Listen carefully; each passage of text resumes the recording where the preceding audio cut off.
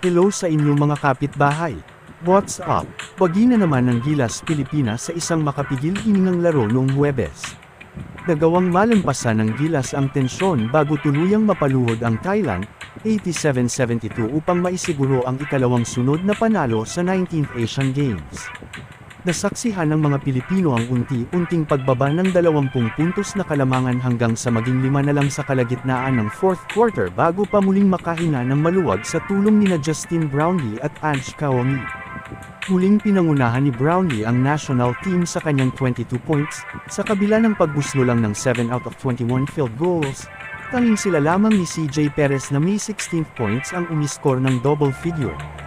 Bahagyang nagkalat ang Gilas sa unang yugto upang malamangan sila ng double digit ng mga Thailander subalit nakabawi agad at naibaba sa 2 ang kalamangan sa pagtatapos ng first quarter.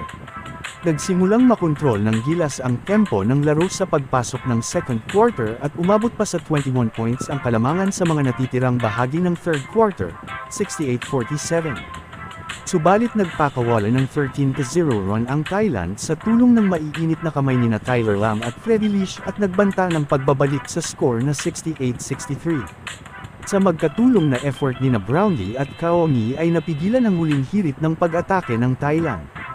Ang Gilas ngayon ay may 2-0 record at nakatakdang humarap sa inaabangang match-up laban kina Ronde Hollis Jefferson at Jordan.